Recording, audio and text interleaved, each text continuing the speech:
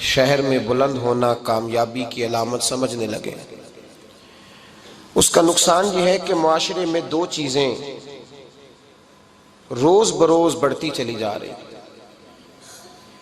ایک ہے بے حیائی، فحاشی، عریانی۔ روز ایک نیا دروازہ کھلتا ہے اس کا، روز نیا دروازہ کھلتا ہے۔ اب تو ایک نیا لیبل لگ گیا ہے کہ سارا سال گانا باجا کرو، معاذ اللہ جو تمہارے من کی مرضی ہو وہ کرو، اور جب رمضان آئے تو کچھ چند پرچوں پہ حدیثیں لکھ کے ٹی وی پہ بیٹھ جاؤ اور لوگوں کو بتاؤ کہ اسلام شاید وہ والا مذہب ہے جو کہتا ہے سارا سال مرضی کرے، رمضان آئے تو حدیث پڑھنی شروع کر دے، اور یکم رمضان سے 29 تک دوپٹہ سر پہ رکھو، اور جب عید والا دن آئے تو اتار دو۔ ہمارا یہ دعویٰ نہیں ہے کہ دین کا کوئی ٹھیکیدار ہے، ہم کہتے ضرور دین سکھائے، ہر آدمی کو اپنا حصہ ملانا چاہیے۔ تنے تنہا کوئی آدمی کوئی جماعت دین کا کام نہیں کر سکتی، لیکن دینداری صرف رمضان میں نہیں ہوتی، دینداری سارا سال ہوتی ہے۔ اب لوگوں نے دین کو جزوی طور پہ لینا شروع کر لیا ہے، کلی طور پہ لوگ دین کو نہیں اپناتے۔ شادی کے پروگرام منگنی سے لے کر بارات کے بیٹھنے تک سارے کام غیر شرعی ہوتے ہیں۔ مرد عورت کا اختلاط ہوتا ہے۔ سب سے بری رسم وہ ہے کہ جب جوان لڑکیاں ہاتھوں میں پھول لے کے دولہے اور اس کے دوستوں پر پھول پھینکتی ہیں، باقی ہر آدمی ڈرائنگ روم میں بیٹھتا ہے، ویڈیو والوں کو اجازت ہوتی ہے کہ وہ گھر کے ہر کونے تک پہنچ سکتا ہے۔ سارے کام غیر شرعی ہوتے ہیں اور جزوی طور پر دین پہ عمل ہوتا ہے۔ نکاح کا وقت آتا ہے تو کہتا ہے چپ کر جاؤ تھوڑی دیر کے لیے، بینڈ باجا بند کرو، ہم مسلمان ہو گئے۔ مولوی صاحب نکاح کے لیے تشریف لاتے ہیں، بیچارے چھپے بیٹھے ہوتے ہیں کسی کونے میں، چند کلمے پڑھا کے جب دعا کر کے چہرے پہ ہاتھ پورا نہیں پھیرتے تو پھر وہی تماشا شروع ہو جاتا ہے۔ جزوی طور پر لوگ دین پہ عمل کرتے ہیں۔ میرا رب فرماتا ہے یا ایھا الذین آمنوا اتقوا اللہ حق تقاتہ، اے ایمان والو رب سے ڈرو، اتنا ڈرو کہ جتنا ڈرنے کا حق ہے۔ وَلَا تَمُوتُنَّ إِلَّا وَأَنْتُمْ مُسْلِمُونَ، اور فرمایا یہ نہ ہو کہ تم مسجد میں مسلمان ہو اور بازار میں نہ ہو، اور ایسا نہیں ہونا چاہیے کہ جب تو تم زندہ ہو تو مسلمان ہو اور صبح مسلمان ہو تو معاذ اللہ شام کو کافر ہو، ایسا نہ ہو۔ فرمایا تم نے کلمہ پڑھا ہے تو میرے محبوب کے غلاموں اب مرتے دم تک مسلمان ہی رہنا، اب مرتے دم تک مسلمان رہنا، دیکھنا دامن دین تمہارے ہاتھ سے چھوٹ نہ جائے۔ دو باتیں عام ہو گئی ہیں امت مسلمان، عام، ایک فحاشی عریانی عام ہے اور روز بروز اس کا نیا رنگ ہے۔ اب تو میں نے کہا مذہب کا ساتھ لوگوں نے تھوڑا سا ذائقہ لگا لیا ہے، کہتے ہیں نہیں رمضان میں نمازیں پڑھ لیں گے، خیر ہے، بچ جائیں گے، چھٹی ہو جائے گی۔ وہ میں ہی کیوں نہ ہوں، میں ہی کیوں نہ ہوں، عورت کے سامنے کھلے منہ بیٹھنے کی کسی کو بھی اجازت نہیں، کسی کو بھی اجازت نہیں۔ کسی نے حضرت سیدنا جنید بغدادی سے کہا تھا کہ اگر مرد عورت نیک ہوں تو پھر تو درس و تدریس ہو سکتی ہے نا، پھر تو پڑھا سکتے ہیں نا ایک دوسرے، نیک ہو، پرہیزگار ہو۔ تو دین چونکہ میرے رسول پاک کا ہے صلی اللہ علیہ وسلم، یہ کسی ایک شخص کے اٹھ کے نئی بات کرنے سے اور اس کو نیا جدید کو ٹانکا لگانے سے بدل تھوڑی جائے گا۔ حضرت جنید بغدادی سے کہہ دیا کہ حضرت جی اگر دو بندے نیک ہوں تو پھر بات چیت ہو سکتی ہے۔ تو حضرت جنید بغدادی فرمانے لگے پڑھانے والے حسن بصری ہوں اور پڑھانے والی رابعہ بصری ہو تو پھر بھی ان کو اجازت نہیں ہے، پھر بھی اجازت نہیں کہ بے پردہ ایک دوسرے کے سامنے بیٹھیں، پھر بھی ان کو اجازت، بے پردگی کی پھر بھی اجازت نہیں۔ اور میرے اعلیٰ حضرت امام اہل سنت فاضل و محدث بریلوی، دین کا اتنا بڑا سپاہی آپ کو ڈھونڈنے سے نہیں ملے گا جتنا اللہ نے بریلی میں بڑا پیدا فرمایا ہے۔ اور ہر محاذ پر کسی نے کہا حضرت جی بے پردہ بی بی مزار پہ جا سکتی ہے، اجازت ہے؟ تو قلم ہے بریلی کے بادشاہ کا، رضا کے نیزے کی مار ہے کہ عدو کے سینے میں غار ہے۔ کیا فرماتے اعلیٰ حضرت؟ آپ فرماتے ہیں کیا پوچھا تم نے، بے پردہ عورت مزار پہ پیر کے پاس جا سکتی ہے؟ میں یہ نہ پوچھو، احمد رضا سے یہ پوچھو کہ جائے گی تو لانتے کتنی برسیں گی، یہ والا سوال پوچھو۔ عام ہے بے پردگی، عام، کھلے عام۔ اور میرے بھائی، لوگ کہتے ہیں جدید ہونا چاہیے، یاد رکھو اسلام فقط گناہ سے منع نہیں کرتا، اسلام وہ دروازہ ہی بند کرتا ہے جس رستے سے گناہ ہو سکتا ہے، وہ دروازہ ہی بند ہے۔ کہا مرد اور عورت کو ایک دوسرے کا چہرہ دیکھنے کی اجازت ہی نہیں۔ میرے رسول کریم صلی اللہ علیہ وسلم نے فرمایا زنا صرف مرد اور عورت کی خلوت صحیحہ کا نام تھوڑی ہے، فرمایا جس نے اپنی آنکھ کو گندا کیا وہ آنکھ کا زانی ہے، اور جس شخص نے اپنے کان سے بری بات سنی وہ کان کا بدکار ہے، اور محبوب فرماتے ہیں جس نے اپنے آنکھوں سے بری چیز کو دیکھا وہ آنکھ کا، اور جس نے بول کر لذت کا یہ سامان فراہم کیا وہ زبان کا زانی ہے، اسے بھی قیامت کے دن اسی طرح پوچھا جائے گا جس طرح زانی کو پوچھا جائے گا۔ میرے بھائی، امت مسلمہ کا وقار، میرے رسول کریم علیہ السلام کے غلاموں کے دلوں میں شرم و حیا بھر دیا گیا۔ علامہ واقدی کہتے ہیں حضرت سعد بن ابی وقاص نے مدائن فتح کیا۔ مدائن کا ایک شہر تھا، اس کی بڑی بڑی اونچی بلڈنگیں تھیں، جو آدمی بھی جاتا تھا وہ سب سے پہلے جس شہر کی کوئی چیز معروف ہوتی ہے لوگ اس کو دیکھتے ہیں۔ اونچی اونچی بلڈنگیں تھیں، سب سے زیادہ اس شہر کے لوگوں نے اونچے مکانات اور زیادہ تعمیرات کر رکھی تھیں۔ حضرت سعد بن ابی وقاص لشکر لے کے گزرے تو لشکر میں بوڑھے لوگ نہیں ہوتے، جوان لوگ ہوتے، توانا لوگ ہوتے، اور بڑے جیدار سپاہی تھے۔ 10,000 صحابہ کی جماعت تھی، حضرت سعد بن ابی وقاص امیر لشکر تھے۔ اب عیسائیوں نے ایک چال چلی، انہوں نے کہا مسلمان جب بازار سے گزریں گے لڑائی تو ہم ان کے ساتھ لڑ نہیں سکے، ہم وہ والا طریقہ اختیار کرتے ہیں کہ مسلمان قابو میں آ جائیں گے، ہم عورت کو بطور تیر کے استعمال کرتے ہیں، ہم اس کو بطور جال کے پھینکتے ہیں۔ کیا کیا؟ عورتوں کے ہاتھوں میں پھول دیے، پلیٹیں پکڑائیں، بلڈنگوں کی چھتوں پہ کھڑا کر دیا، فرمایا تم ان پر پھول پھینکنا، اگر 2-4 سپاہی بھی ہم اپنے قابو میں کرنے میں کامیاب ہو گئے تو دراڑ تو پڑ گئی نا، تم ان پر پھول پھینکنا۔ یہ دیکھیں رسم چلی کہاں سے، ہم نے اپنا لی ہے، چلی کہاں سے اور ہم نے اس کو اخذ کر لیا، رواج بن گیا۔ حضرت سعد بن ابی وقاص رضی اللہ تعالیٰ عنہ جب اس بازار سے گزرے تو آگے آگے امیر لشکر کا گھوڑا تھا، پیچھے 10,000 صحابہ گھوڑوں پہ بیٹھے ہیں۔ حضرت سعد بن ابی وقاص سے نظر اٹھا کے دیکھا تو عورتیں تو کھڑی ہیں پھول لیے، کفر کی چال کو سمجھ گئے کہ یہ بے حیائی کا جال پھینک کے ملت کے جوانوں کے دلوں سے غیرت ایمانی چھیننا چاہتے ہیں، یہ مسلمانوں کے دلوں سے تقوی کی روشنی چھیننا چاہتے ہیں، یہ قرآن پاک کا سرور اور عبادت کا نور چھیننا چاہتے ہیں، یہ بے حیائی کا کلک لگا کے ان کے دلوں سے رسول اللہ کا درود چھیننا چاہتے ہیں، یہ محبت رسول کے سوتے خشک کرنا چاہتے ہیں۔ جب دیکھا تو فوری طور پہ گھوڑے پہ چڑھے اور جناب سعد نے قرآن پڑھنا شروع کر دیا۔ وَقُلْ لِلْمُؤْمِنِينَ يَغُضُّوا مِنْ أَبْصَارِهِمْ، کہا مومنو تمہارے رب نے تمہارے نبی کی زبان سے تمہیں حکم دیا ہے کہ تم نے نظریں نیچی رکھنی ہے۔ جب حضرت سعد بن ابی وقاص نے آیت پڑھی تو صحابہ کہتے ہیں ہمیں یوں لگا کہ جیسے ابھی آیت نازل ہو رہی ہے اور سیدھی دلوں سے ٹکرا رہی ہے۔ 10,000 کا لشکر گزر گیا، عورتیں پھول پھینکتی رہیں، لیکن کسی ایک صحابی نے بھی نظر اٹھا کے نہیں دیکھا۔ جب لشکر گزرا تو ان بیبیوں نے پلیٹیں پھینکی اور کہنے لگی عیسائیوں تم کتنے نالائق اور کس قدر بڑے تم بد تہذیب ہو کہ اپنی عورتیں استعمال کرتے ہو لوگوں کو قابو کرنے کے لیے، کس قدر تم زیادہ غیرت سے گرے ہوئے ہو، اور یہ کتنا اعلیٰ طبقہ ہے کہ ہم دادے توجہ دیتی رہیں، انہوں نے پلٹ کے نہیں دیکھا، کہنے لگے تم جھوٹے ہو، اور جس رسول کے غلام اتنے اعلیٰ درجے کے پائے کے حیا والے ہیں وہ نبی کتنی شان والا ہوگا۔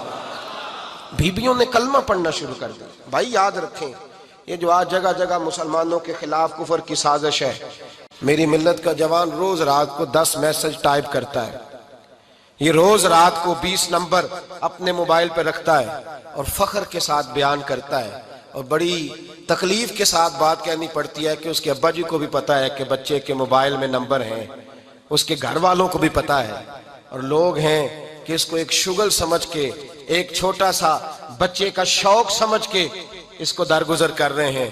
تجھے پتا نہیں کہ جب انسان کی یہ سوچ ہوتی ہے، جب اس کا یہ نظریہ ہوتا ہے تو ایمانی قوتیں کتنی زائل ہوتی ہیں۔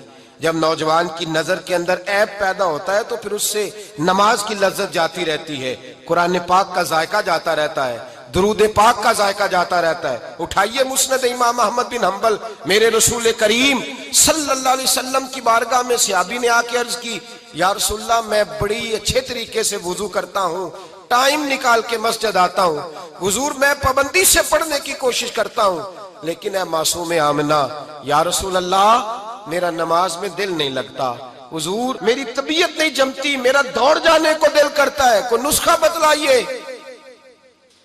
محبوب نے فرمایا تو اپنی نظر کو پاک کر لے، تیرے نبی کا وعدہ ہے تیرا نماز میں دل لگنا شروع ہو جائے گا۔ اپنی نظر میں پاکیزگی پیدا کر۔ محمد بن قاسم آئے، اگر یہ بات آپ کی سمجھ میں آ گئی تو حد ہو گئی۔ محمد بن قاسم جب یہاں آئے نا ہندوستان میں، تو عجیب واقعہ لکھا ہے ان کے حالات میں۔ یہاں آئے تو نیا علاقہ تھا، ہندوستان کی سڑکوں سے چوکوں سے واقف نہیں تھے۔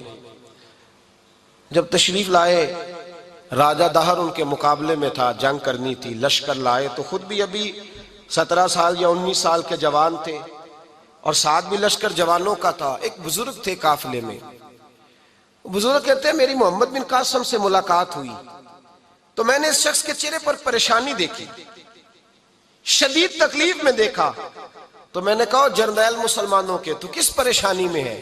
تو محمد بن قاسم کہنے لگے پریشانی یہ ہے کہ ہم عربی ہیں، یہ عجم کا علاقہ ہے، ہم تو رستوں سے بھی واقف نہیں۔ راجہ دہر سنا ہے بڑی فوج ہے، بڑی طاقت ہے، بہت پرانا یہاں کا رہنے والا ہے، چھوٹے چھوٹے مورچوں کا پتہ ہے، رستوں کا پتہ ہے، کیسے جنگ ہوگی؟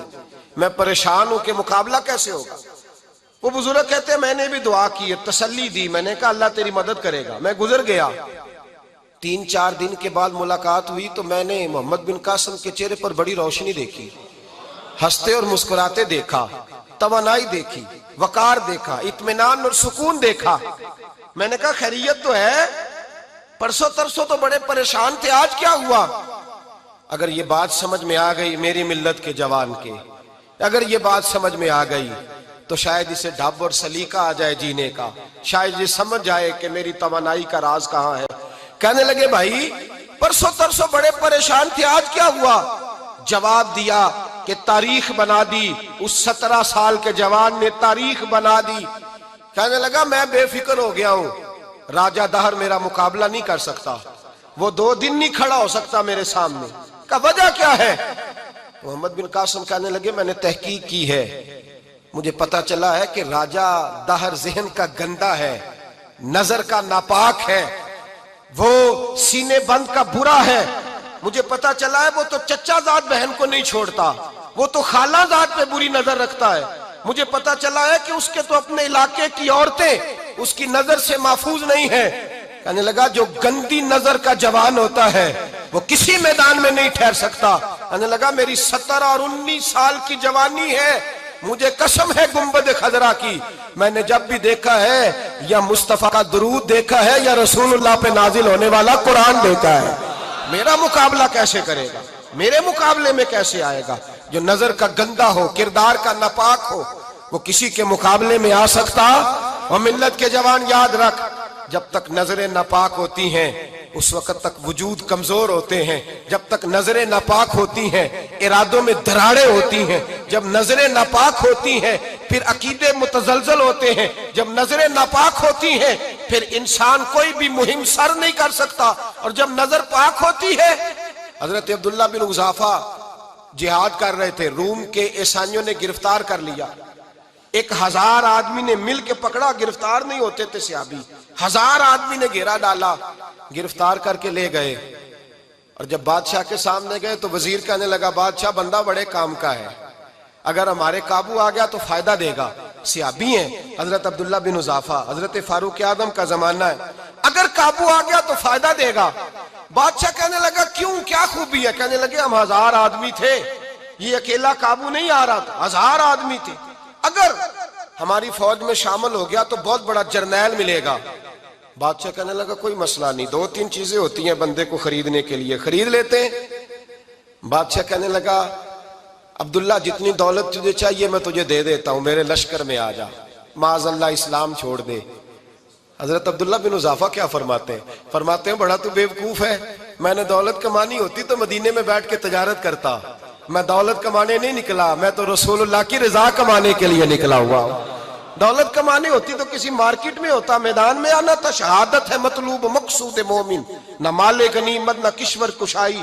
یہ دولت تو لونڈی ہے رسول اللہ کے دروازے کی، یہ تو پیچھے پیچھے پھرتی ہے نبی پاک کے غلاموں. یہ کمانی ہوتی تو میں کسی مارکیٹ میں ہوتا، میدان میں تھوڑا ہوتا. عبداللہ بن حذافہ سے دوسری چال چلی.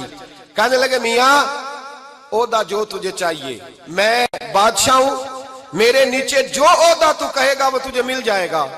حضرت عبداللہ بن حذافہ کہنے لگے شاید تجھے پتہ نہیں میری تعریف کیا ہے، شاید تو جانتا نہیں میری تعریف کیا ہے. کہا صاحب کی کیا تعریف ہے؟ کہنے لگے میں رسول اللہ کا صحابی ہوں اور کائنات میں سب سے بڑا عہدہ مصطفیٰ کے صحابی ہونے کا عہدہ ہے. صحابہ وہ صحابہ تھے جن کی ہر صبح عید ہوتی تھی، خدا کا قرب حاصل تھا، نبی کی دید ہوتی تھی. فرمایا میں نے حضور کے جلوے دیکھے ہوئے ہیں، مجھے عہدے کی ضرورت ہی نہیں، اور میں نے عہدہ لینا ہوتا تو میں سیاست کرتا، میں تو شہادت لینے نکلا ہوں میدان میں، عہدے کا میں نے کیا کرنا ہے. اب بادشاہ کہنے لگا اسے قتل کر دو. وزیر کہنے لگا نہیں، ایک بات اور ہے، مجھے ایک چال اور چلنے دو. کہا وہ کیا؟ کہنے لگے میری بیٹی بڑی خوبصورت ہے، مجھے موقع دو اپنی ہی بیٹی کو سجا بنا کے. وہ جوان جس کی جوانی اتنی بڑی ہے کہ 1000 آدمی مقابلے میں کھڑا نہیں ہوتا، اس جوان کے کمرے میں رات کی تنہائی میں بنا سوار کے بی بی کو بھیجا. وہ بی بی کہتی ہے میں ساری رات بن سور کے اس صحابی کے کمرے میں بیٹھی رہی، لیکن یہ کیا شخص تھا، ساری رات ہی مسلح پہ بیٹھا رہا، ساری رات ہی. کچھ دیر تھک جاتا تو یہ کریم رسول پہ درود پڑھنا شروع کر دیتا. بی بی کہتی ہے سحری ہو گئی تو میں نے چھو کے دیکھا کہ انسان ہے کہ جن ہے، یہ بندہ ہے کہ فرشتہ ہے. چھو کے دیکھا. کہنے لگے پیچھے ہٹ جا. میں نے کہا میں نے تو سنا تھا تو 1000 کے مقابلے میں ہے اور تو اتنا بے حس ہے کہ بنی سوری دلہن بیٹھی ہے، تو نے نظر نہیں کی. عبداللہ بن حذافہ بی بی کہتی ہے نظر پھر نہیں اٹھائی، نظر پھر جھکی ہوئی ہے. کہنے لگے بی بی میں مجبور ہوں، اب میرے اوپر کوئی حسن نہیں چلتا، میں نے جلوہ والضحیٰ کا دیدار کیا ہوا ہے، اب میری نگاہوں میں جچتا نہیں کوئی، اس لیے کہ جیسے میرے سرکار ہے ایسا نہیں کوئی. کبھی بھی اب نہیں کسی کا میرے اوپر جادو چلتا. میں نے مصطفیٰ کو اور کہا ذرا پیچھے ہٹ کے بیٹھ، مجھے میرے رسول نے غیر محرم سے بچنے کا حکم دیا ہے، ذرا پیچھے ہٹ کے بیٹھ. سحری کا وقت تھا. وہ بی بی کہتی ہے اس نوجوان کے جملے میرا سینہ چیر گئے، کلیجہ پھٹ گیا، چیخ نکلی، میں کفر کے عالم میں روئی. میں نے کہا مجھے بتا تو صحیح، آخر یہ جذبہ کہاں سے ملتا ہے، آخر یہ روشنی تو میں نے دیکھی نہیں، کہاں سے آتی ہے؟ ایک میرا باپ ہے جو بنا سور کے مجھے تیرے کمرے میں چھوڑ گیا، بتلا یہ کہاں سے کیف آتے ہیں؟ تو عبداللہ بن حذافہ کہنے لگے اگر کیف لینا ہے تو بھی میرے مصطفیٰ کا کلمہ پڑھ جا، آجا دروازہ رسول پہ جھک جا، مل جائے گا. سویرے دروازے پہ باپ آیا بیٹی سے رزلٹ لینے، دروازہ کھولا تو بیٹی نقاب پہنے باہر آئی. باپ کہنے لگا کیا بنا؟ کہنے لگی پیچھے ہٹ جا، تو غیر محرم ہے، کافر ہے، میں مسلمان ہوں. اس نے کہا کیا ہوا؟ کہنے لگی تیرے جیسے کو باپ کہوں، تیرے جیسے کو جو مجھے استعمال کر رہا تھا. میں تجھے باپ نہیں مانتی، میں اب رسول والی ہو گئی ہوں، میں حضرت فاطمہ کی کنیزہ ہو گئی ہوں، میں اب نبی کریم کی خادمہ ہوں، خبردار میرے قریب نہ آنا. یہ دعو بھی ناکام ہوا. اب حضرت عبداللہ بن حذافہ کے سامنے موت کھڑی کی، ایک کڑا میں تیل گرم کیا، کہنے لگے تجھے اس میں جلایا جائے گا. حضرت عبداللہ بن حذافہ رضی اللہ تعالیٰ عنہ جب جلنے کے قریب ہوئے تو رونے لگے. روم کا بادشاہ کہنے لگا شاید ڈر گیا ہے. کہنے لگے اب سمجھ آئی ہے، اب تجھے پتا چلا ہے، چلا آ جا. حضرت عبداللہ بن حذافہ کہنے لگے تو کافر ہے، تیری کافروں والی سوچ ہے. اس لیے نہیں رویا کہ موت سے ڈر گیا ہوں، میں تو اس لیے رویا ہوں کہ ایک جان ہے، وہ نبی پاک پہ قربان ہو رہی ہے. کاش رب مجھے 1000 جان دیتا، میں ساری مصطفیٰ پہ قربان کر دیتا. फाजिल बरेलवी फरमाते हैं, करूं तेरे नाम पे जां फिदा, न बस एक जां दो जहां फिदा, और मेरा दो जहां से भी नहीं जी भरा, मैं करूं क्या कि करोड़ों जहां नहीं। और मियां साहब फरमाते हो कच्चा रंग ललारी वाला जेड़ा चढ़दा लैंदा रहिंदा, ए इश्क तेरे दा रंग मुहम्मद चढ़ जाए फेर नहीं लैंदा, इश्क तेरे दा रंग मुहम्मद चढ़ जाए फेर ये नहीं लैंदा। मेरे भाई वो रूम का बादशाह कहने लगा दुनिया मैंने भी बड़ी देखी है, पर जैसे पाक साफ मुस्तफा के गुलाम देखे ऐसा मैंने कोई नहीं देखा। ओ भाइयों, नजर पाक हो, रूह पाक हो, मिजाज पाक हो, फिर इंसान बड़े बड़े काम करता, फिर वो मुहिम्मात को सर करता, फिर वो सिर्फ एक घर के लिए नहीं, वो मिल्लत के लिए फायदा मंद होता है, फिर वो घरानों को लेकर चलता है, फिर वो बड़े बड़े मुआशरे तश्कील देता है। मेरे रसूल करीम सल्लल्लाहु अलैहि वसल्लम ने पाक साफ ज़हन के लोग तैयार किए।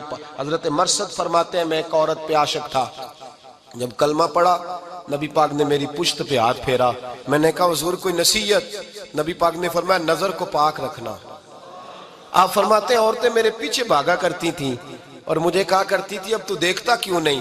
तो मैंने कहा पता मुझे भी नहीं, मुस्तफा की एक नजर हुई है, रब ने सारे महल को चैल दूर फरमा दिए, सारा कुछ ही बदल गया। मिल्लत के जवानों याद रखो इस बात को, ये पाकीज़गी, ये नजर, ये पाकीज़गी, ये मिजाज, ये इंसान से बड़े काम करा लेती है। और अगर तेरी नजर नापाक रहती है फिर तो कुछ नहीं कर सकता, फिर तेरी जिंदगी एक ऐसे कैद खाने में कैद हो गई है जो तुझे दो कदम भी नहीं चलने देगी।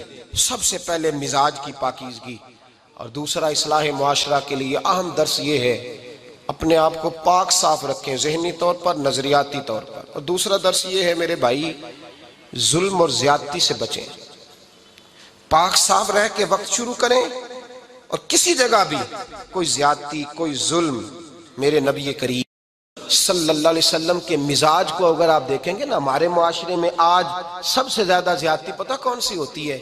लोग इज्जतें पामाल करते हैं, बदगुमानियां करते हैं। अबू जाल ये काम करता था कि वो नबी पाक सल्लल्लाहु अलैहि वसल्लम पर, सहाबा पर माज़अल्लाह शख्सी एतराज़ात करता था, शख्सी। अजीजों, जब आदमी का किसी से इख्तलाफ होता है ना, या किसी को पसंद नहीं करता या किसी को रिजेक्ट करना चाहता है, तो शख्सी एतराज़ात करता है, नीचे उतरता है, कमजोर बात करता है, छोटी बात करता है। और हमारे जमाने में तो ये काम हसद की वजह से होता है, बड़े बड़े जमातें टूट जाती हैं, मिल्लतों का शिराजा बिखर जाता है, लेकिन लोग अपनी उस हरकत से बाज नहीं आते, सारी जिंदगी जाती और निजी एतराजात करते रहे। अबू जाल के अंदर हजारों ऐब पाए जाते थे, शराबी भी था, बदकार भी था, बेहया भी था, जालिम भी था। मेरे नबी पाक सल्लल्लाहु अलैहि वसल्लम ने उसे दीन का पैगाम दिया है, लेकिन तारीख की किसी किताब में आपको ये नहीं मिलेगा कि हुजूर ने कभी उसकी शख्सियत पर एतराज किया हो। ये फरमाया है कि बड़ा फिरौन है उम्मत का, लेकिन नीचे उतरकर कभी उसकी जाती और शख्सी जिंदगी पर कोई ज्यादती सहाबा की तरफ से और नबी पाक की तरफ से। बहुत बड़ी बात समझा रहा हूं, अगर आपकी समझ में आए तो। हम जातियात पर उतरते, जात पर उतरकर ज्यादती करते, जात पर। हमारा अब जुल्म निजी सतह से शुरू हो रहा है और पूरी मिल्लत को लपेट में ले रहा है, पूरी मिल्लत को। छोटी छोटी ज्यादती हैं जो पूरे मुआशरे को अपनी लपेट में लेती हैं। मेरे नबी करीम अलैहिस्सलाम ने जो दीन हमें दिया है वो खैर खाई का मजहब है, वो भला करने का मजहब है, वो काम आने का मजहब है, वो जुल्म से बचने का मजहब है। मेरे नबी पाक ने फरमाया जुल्म से बच जाना, कयामत के अंधेरों में जो बड़ा अंधेरा होगा वो जुल्म होगा। इस्लाह मुआशरा कॉन्फ्रेंस का पहला सबक मैंने अर्ज किया कि नजर को, जहन को, सोच को पाक रखें, और दूसरा जिंदगी में कभी ज्यादती ना करें, कभी भी अपने मुखालिफ पर भी कभी शख्सी, जाती और निजी एतराजात ना करें। ये इंसान के अंदर का जुल्म होता है, हमारे घरों के अंदर से जुल्म जन्म लेने लगा है। रोज बहू पे तेल छिड़का जाता है, रोज किसी न किसी शहर से, अपने ही घर से, अपने ही चिराग को बंद करने की खबर निकलती है। सड़कों पे, चौकों पे, चौराहों में गरीब मसले जाते हैं, जिसके हाथ जहां तक पहुंचते हैं वो वहां तक माज़अल्लाह ज्यादती कर गुजरता है। अगर कौम जुल्म से बचने लगे, ज्यादती से बचने लगे, तकलीफ देने से बचने लगे तो माशरा संवर जाएगा। मेरे रसूल करीम अलैहिस्सलाम ने अपने गुलामों से पूछा था, बताओ मुफलिस कौन होता है? कौन है जिसके पास कुछ नहीं होता? صحابہ نے کہا یا رسول اللہ جس کے پاس پیسے نہ ہو، بخاری مسلم متفق علیہ حدیث ہے، نبی کریم نے فرمایا نا بھائی، مفلس تو وہ ہوگا جو قیامت کے دن احد پہاڑ کے برابر نیکیاں لے کے آئے گا۔ یا رسول اللہ اتنی نیکیاں پھر بھی مفلس ہے، پھر بھی غریب ہے؟ تو نبی پاک نے فرمایا نیکیاں پہاڑ کے برابر ہیں، پر اس نے چگلیاں بڑی کی ہیں، غیبتیں بڑی کی ہیں، مذاق بڑے اڑائے، اس نے لوگوں پر پھبتیاں بڑی کسی ہیں، تان و تشنی بڑے کیے، ظلم بڑے کیے، گالی بڑی دی، لوگوں کے بارے میں بری باتیں کی۔ اب رب کریم نے وہ ساری نیکیاں ان لوگوں میں بانٹ دی، یہ مفلس ہو گیا، غریب ہو گیا۔ زیادتی نہیں کریں، ظلم نہ کریں، اپنی نجی زندگی سے لے کر گھر کے اندر سے لے کر اجتماعی زندگی تک زیادتی سے بچیں۔ میرے نبی کریم علیہ السلام نے اپنے غلاموں کو یہ درس دیا ہے، دیکھنا کبھی زیادتی نہ ہونے پائے، دیکھنا کہیں ظلم نہ ہونے پائے، دیکھنا کسی شخص کو تمہارے قول فعل سے، تمہارے مزاج سے تکلیف نہ پہنچے۔ میرے بھائیوں، حضرت وہب ابن منبہ علیہ رحمہ فرماتے ہیں کہ بنی اسرائیل کے اندر ایک بادشاہ محل بنانے جا رہا تھا۔ محل آج بھی جس آدمی کی سوسائٹی کے اندر 2-4 قلعے 2-4 ایکڑ کسی غریب کے آ جائیں، وہ یا تو اسے دھمکاتا ہے یا بلیک میل کرتا ہے، کچھ نہ ہو سکے تو پھر قتل ہی کرا دیتا ہے معاذ اللہ۔ اور یہ خبریں عام ہمیں سننے پڑھنے اور دیکھنے کو ملتی ہیں۔ بادشاہ محل بنانے جا رہا تھا، ایک غریب بی بی رہتی تھی، اس کی جھونپڑی بادشاہ کے محل کے نقشے میں آتی تھی۔ بادشاہ نے کہا بی بی منہ مانگی قیمت لے لو، خالی کر دو یہ مکان۔ بزرگوں کو اپنے جھونپڑیوں سے بڑی دلچسپی ہوتی ہے، بچے سوسائٹیوں میں چلے جاتے ہیں، ابا جی کہتے ہیں مجھے گاؤں میں رہنے دو، میرا یہی دل لگتا ہے، مجھے اس گھر سے دلچسپی ہو گئی۔ اماں کہنے لگی بادشاہ میں یہاں بیاہ کے آئی تھی، خامد انتقال کر گیا، اولاد اللہ نے دی نہیں، میں پکا ہوا پھالوں، گر جاؤں گی تو تیرا ہی ہے، لیکن مجھے اس آشیانے میں رہنے دے، یہ گھونسلہ میں نے تنکا کر کے بنایا ہے، مجھے رہنے دے، نہ مجھے نکال۔ کہنے لگا میرا نقشہ خراب ہوتا ہے۔ بی بی سارا دن مکان میں بیٹھی رہتی کہ میری جھونپڑی ٹوٹ نہ جائے، ظالم کی نظر میں آ گئی ہے کہیں میرا یہ آرزوؤں کا محل چکنا چور نہ ہو جائے، سارا دن ڈیوٹی کرتی۔ بادشاہ نے بھی 2-4 سپاہی کھڑے کر دیے، جب گھر سے نکلے تو بلڈوز کر دینا، مکان کو گرا دینا۔ وہ خاتون کتنی دن بندہ بیٹھ سکتا ہے؟ ایک دن سر شام گھر سے نکلی، 2-1 گھنٹے کے بعد واپس آئی تو مکان گر گیا تھا، دیوار بن گئی تھی۔ حضرت وہب ابن منبہ فرماتے ہیں بس اس نے دعا کی تو رب کریم نے وہ شہر سارا تباہ کر دیا۔ اس بی بی نے 2 جملے کہے تو الٹ پلٹ دیا وہ سارا شہر۔ میرے نبی کریم علیہ السلام نے فرمایا جب مظلوم کے ہاتھ دعا کے لیے اٹھتے ہیں تو عرش کا مالک آسمان سے کہتا ہے کھول دے سارے دروازے، اس کے بیچ کوئی پردہ نہیں رہنا چاہیے، آنے دے، مظلوم ہے، اس پر ظلم ہوا ہے۔ لوگ کہتے ہیں میں بے چین رہتا ہوں صاحب، مولانا صاحب، پیر صاحب، وہ گھر کے ایک کونے سے چیخنے کی آواز آتی ہے، کوئی دم مل جائے، کوئی تعویذ ہو جائے، کچھ ایسا ہو جائے کہ بچت ہو جائے، کوئی ایسی پھونک لگ جائے کہ آرام آ جائے، تو میں کہتا ہوں بھائی اگر بڑے دم کرانے سے بھی فرق نہیں پڑا، اگر بڑے تعویذ لینے سے بھی چیخیں بند نہیں ہوئی، تو ذرا ٹٹول کے دیکھ لو کہیں کسی یتیم کی آہیں ہی نہ دفن ہو وہاں، کہیں کسی غریب کا گوشت تو نہیں دبا لیا، کہیں کسی کو لوٹ کے تو دیوار نہیں بنا لی، کہیں کسی کا مکان پہ قبضہ کر کے تو نہیں بنایا۔ اگر لوٹ اور حرام کا مال ہو تو پھر چیخیں بند نہیں ہوتی، پھر سکون سے سویا نہیں جاتا، پھر وہاں آرام کی نیند نہیں آتی۔ حضرت وہب ابن منبہ فرماتے ہیں بی بی آئی اور آ کر کے اس نے جب دیکھا میرا گھر ٹوٹ گیا ہے، محل ٹوٹ گیا ہے، حالات بدل گئے ہیں، تو وہ خاتون آتی ہے اور میرے بھائی دعا کی تو اس نے انداز ہی بدل کے رکھ دیے، مکان سے نکلی تو مکان ٹوٹ گیا۔ اور فرماتے ہیں واپس آئی تو ہاتھ پھیلا کے پتہ کیا کہتی ہے؟ کہتی اے اللہ میں تو موجود نہیں تھی، بتا تو کہاں گیا تھا؟ تو بھی موجود نہیں تھا، میں تو نہیں تھی، پر تو کہاں تھا؟ بس رب کریم نے حضرت جبریل کو حکم دیا، فرمایا یہ بستی الٹ دو، ساری تباہ کر دو، یہ لوگ نہیں رہنے چاہیے، جو ظلم تو سہتے ہیں بغاوت نہیں کرتے، نہیں رہنے چاہیے۔ صاحب طبقات کہتے ہیں میرے مصطفیٰ کریم سید عالم صلی اللہ علیہ وسلم کے وصال ظاہری کے ایام قریب آئے تو حضور نے سرخ پٹی باندھی، تیز بخار ہے نبی کریم کو، 2 صحابہ سہارا دے کے مسجد میں لائے، نبی پاک علیہ السلام کو بظاہر سہارا دے کے لایا گیا، کریم رسول نے لوگوں کو جمع کیا، حضور آج کیا ہونے والا ہے، آج کیا کہا جائے گا، آج کس لیے میٹنگ بلائی ہے؟ نبی کریم کے کل صحابہ جب مسجد میں جمع ہوئے تو کھچا کھچ مسجد بھری ہے۔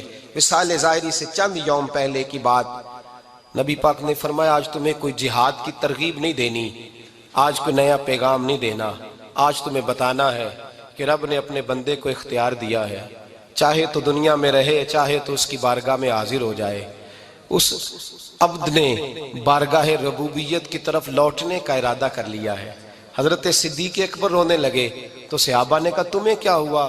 کہنے لگے سمجھ نہیں رہے، کسی کی بات نہیں کر رہے، نبی پاک تو اپنی بات فرما رہے ہیں، اس نے جانے کا ارادہ کر لیا۔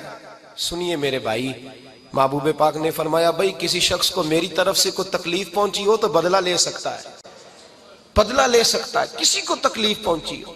صحابہ پھوٹ کے رونے لگے، محبوبہ کرم ہی کرم ہوا ہے، رحمت ہی رحمت آئی، آپ کے بارے میں گمان کرنے والا بھی دائرہ ایمان سے نکل جائے گا۔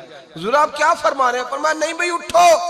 پیچھے سے جناب عکاشہ بن محصن اٹھے، ہاتھ کانپتے ہیں، آگے بڑھے، کہنے لگے یا رسول اللہ، ایک جنگ کے موقع پر آپ نے درہ مارا تھا، ننگی پیٹھ پر صفیں سیدھی کراتے، بات دل میں رہ گئی ہے، میں نے بدلہ لینا ہے۔ نبی کریم نے فرمایا بلال دوڑ کے جاؤ، فاطمہ کے گھر درہ پڑا ہے، درہ لاؤ۔ سیدنا بلال حبشی کہتے میں گیا، دستک دی، سیدہ طیبہ طاہرہ حضرت فاطمہ فرمانے لگی بلال کیسے آئے ہو؟ اماں جی وہ درہ چاہیے تھا۔ سیدہ کو تشویش ہوئی، کہنے لگے بلال نہ تو جنگ پہ جانا ہے، نہ جہاد ہے، نہ کوئی ایسا موقع ہے، حضور کی تو طبیعت مبارک بظاہر بڑی علیل ہے، درہ کیا کریں گے؟ حضرت بلال عرض کرنے لگے اماں جی ایک صحابی بدلہ لینے لگے ہیں، صاحب طبقات نے جملے لکھے ہیں، کہتے ہیں بی بی صاحبہ نے درہ بھی دیا اور امام حسن حسین کو بھی باہر نکالا۔ فرمانے لگی عکاشہ سے کہنا 100 درے مارے، ان دو شہزادوں کے جسم پر نبی پاک کے قریب نہ جائے، میں نے 2 بچے پیدا ہی اپنے محبوب پر قربان کرنے کے لیے کیے، ان کو لے جائے۔ حضرت بلال کہتے ہیں میں 2 شہزادے لے کے آیا، اور جب دروازے میں میں لے کے پہنچا تو نبی پاک نے دیکھا تو آنکھوں میں آنسو آ گئے۔ فرمایا ان کو بٹھا دو، مجھے پتہ ہے فاطمہ نے کیا کہہ کے بھیجا ہے۔ حضرت سیدنا بلال فرماتے ہیں درہ میں نے جناب عکاشہ کو دیا، حضرت عکاشہ درہ لے کے آگے جو بڑھے تو حضرت ابو بکر صدیق نے ان کے پیروں پہ ہاتھ رکھا، فرمایا عکاشہ میری طرف آ یار، مجھے مار درے، نبی پاک کے قریب نہ جا۔ مصطفیٰ کریم نے فرمایا ابو بکر تو ہٹ جا، اسے آنے دے۔ فرماتے ہیں میں چند قدم آگے گیا تو مولا علی شیر خدا نے میرے پیر پہ ہاتھ رکھا، کہنے لگے عکاشہ سوچ تو صحیح تو کیا کر رہا ہے؟ حضور نے فرمایا علی ہٹ جاؤ، میرا اور ان کا معاملہ ہے۔ جناب عکاشہ آگے بڑھ رہے، نبی کریم نے فرمایا میں اپنی امت کو درس دینا چاہتا ہوں، خبردار خبردار زندگی میں تمہارے ہاتھ سے زبان سے کسی کو تکلیف نہ پہنچنے پائے، خبردار یاد رکھنا وہ معاشرے بگڑ جاتے ہیں، وہ معاشرے تباہ کر دیے جاتے ہیں جہاں ظلم ہوتا ہے، جہاں زیادتی ہوتی ہے، جہاں لوگوں کو ستایا جاتا ہے۔ محبوب کریم کے قریب آئے حضرت عکاشہ کا حضور میری پیٹھ ننگی تھی، آپ بھی ذرا کپڑا ہٹائیے۔ نبی کریم نے پیٹھ سے کپڑا ہٹایا، جناب عکاشہ نے درہ جو اٹھایا تو صحابہ کی چیخیں نکلی، حضرت عکاشہ نے درہ دور پھینکا، حضور کے بطن اطہر سے لپٹ گئے، چومنے لگے، کہنے لگے حضور وہ تو صفیں سیدھی کراتے لگ گیا تھا، آپ نے کہاں مارا تھا؟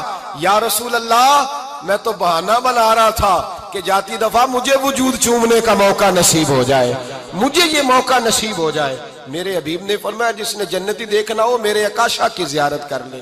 بھائی ظلم کا دروازہ کھلا ہوا ہے اور لوگ بھول جاتے ہیں زیادتی کرتے ہوئے، وہ بہو سے ہی کیوں نہ کریں، وہ اپنے گھر کے بھول جاتے ہیں کہ شاید پوچھنے والا کوئی نہیں، شاید میزان نہیں لگے گا۔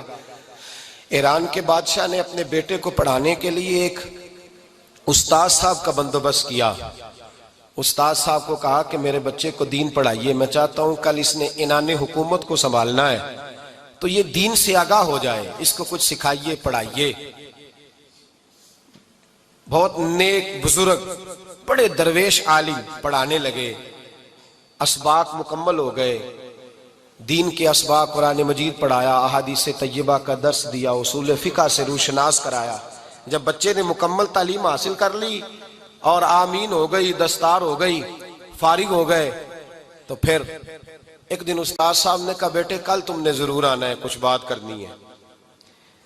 شہزادہ گیا ملنے استاد صاحب سے، استاد صاحب نے کنڈی لگا لی، ہاتھ میں درہ پکڑ لیا، مار مار کے پورے وجود کو زخمی کر دیا، کوئی غلطی نہیں، کوئی بات نہیں، مارا۔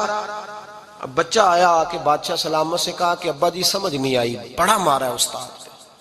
تو سیانے تھے نا بادشاہ، یہاں تو قاری صاحب روز کٹہرے میں کھڑے ہوتے ہیں، مولوی صاحب آپ نے میرے بچے کو کیوں مارا ہے؟ آپ 8,000 کے مولوی ہیں، میرا کئی کروڑ کا بچہ ہے، سویرے بدل لیں گے، خبردار آپ نے بچے کو ہاتھ لگایا، اپنی حیثیت میں رہے معاذ اللہ۔ جو قومیں استادوں کو کٹہروں میں کھڑا کرتی ہیں وہ ترقی نہیں کر پاتی، جو استادوں کو کٹہروں میں روز کھڑا کرتے۔ کہا ابا جی بڑا مارا ہے، تو والد بڑے سمجھدار تھے، کہنے لگے بیٹا استاد باپ ہوتا ہے، وہ زیادتی نہیں کرتا، کوئی بات ہوگی میں تیرے استاد کو کٹہرے میں نہیں بلاؤں گا۔ اماں سے بات کی، اماں کہنے لگی بیٹا میں تیرے باپ سے کیسے بات کروں، ڈر آتا۔ وقت گزر گیا، 22 سال بیت گئے، 22 سال گزر گئے، بادشاہ کا انتقال ہوا، شہزادہ تخت پہ بیٹھا، پہلا حکم یہ دیا کہ میرے استاد کو بلاؤ، پہلا حکم۔ استاد جی بوڑھے ہو گئے تھے، چھڑی کے اوپر ٹیک لگا کے آئے اور بھویں سفید ہو کے جھک گئی تھیں، یوں آنکھ کھول کے بڑی مشکل سے دیکھا، کہنے لگے شہزادے حکم ہو۔ کہا میں شہزادہ نہیں، اب میں بادشاہ بن گیا ہوں۔ استاد جی 22 سال بیت گئے، آپ نے مارا تھا، پر وہ درد چونکہ زیادتی کی تھی، میرا قصور کوئی نہیں تھا، تو نہ میری روح سے درد گیا ہے نہ میرے جسم سے گیا ہے، میں بے اختیار تھا، پوچھ نہیں سکتا تھا، آج با اختیار ہوا ہوں۔ سب سے پہلے پہلا حکم آپ کو دیا، بلایا ہے، بتائے کیوں مارا تھا، کیوں مجھے مارا تھا، میری زیادتی بتائے۔ تو استاد، بوڑھے استاد کی آنکھیں آنسوؤں سے بھر گئیں، کہنے لگے بیٹے بس آج کے دن کے لیے مارا تھا، یہ جو دن آ گیا نا میری زندگی میں اس لیے مارا تھا، یہ میں چاہتا تھا میری زندگی میں وقت ہے، آج کے بس میری مراد پوری ہو گئی۔ کہا صاحب کس لیے، مجھے بھی سمجھائیں۔ آپ فرمانے لگے کتنی دیر ہو گئی تجھے مار کھائے ہوئے، کتنا زمانہ بیت گیا؟ کہنے لگا 22 سال۔ فرمایا زخم بھولے تو نہیں، درد ختم تو نہیں ہوئی، تمہیں بات 1 منٹ کے لیے بھی تمہارے حافظے سے محو تو نہیں ہوئی؟ کہا استاد جی روز رات کو یاد آتی، روز خیال آتا تھا۔ استاد کہنے لگے بھائی تو بے اختیار تھا، پوچھ نہیں سکا، 22 سال تجھے یاد رہا، مجھے پتا تھا تو ایک دن حکمران بنے گا، میں نے تجھے اس لیے مارا تھا کہ بیٹے یاد رکھنا، کسی پہ ظلم نہ کرنا، اگر تجھے 22 سال تک یاد رہا ہے تو جس پر تو ظلم کرے گا اسے بھی قیامت تک یاد رہے گا، اور یہ یاد رکھنا تو آج با اختیار ہوا تو تو نے مجھے بلا لیا ہے، قیامت کے دن غریب با اختیار ہو جائیں گے، مظلوم با اختیار ہو جائیں گے، وہ با اختیار ہوں گے، للہ الواحد القہار، رب کریم کی بارگاہ کے اندر ان کا اختیار ہوگا، اکیلے اللہ کی حکمرانی ہوگی، پھر وہ بلائیں گے، بڑے بڑے کج کلہ دنیا میں جن کی پگڑیاں اونچی تھیں وہ سر جھکائے کھڑے ہوں گے، دنیا میں جو ڈکٹیٹر بنتے تھے ان کی پشتیں لال ہوں گی، ان کو غدار لکھا جائے گا، قیامت تک نہیں بھولے گا۔ ظلم کرنا تو سوچ سمجھ کے کرنا، اتنا کرنا جتنا تم سہ سکتے ہو، اتنی زیادتی کرنا جتنی قیامت میں تم برداشت کر سکتے ہو۔ میرے نبی کریم صلی اللہ علیہ وسلم نے فرمایا ظلم سے بچو، یہ قیامت کے اندھیروں میں سے ایک اندھیرا ہوگا۔ زندگی میں زیادتی نہ کریں، اگر تھوڑی دیر کے لیے کوئی چیز برداشت کر جائیں گے تو وہ فائدہ دے جائے گی، کچھ دیر کے لیے اگر سہ جائیں گے تو نفع مل جائے گا، سہنے کی کوشش کریں لیکن زیادتی نہ کریں، نظر کو، سوچ کو، ذہن کو پاک رکھیں۔ جدوں کافر اسی پچ ہو گیا، پھر تشبیہ مصلا کی کرنا، اساں ظاہر نو رب منیا اے، باطن دا اللہ کی کرنا، اساں ظاہر نو رب منیا اے، باطن دا اللہ کی کرنا۔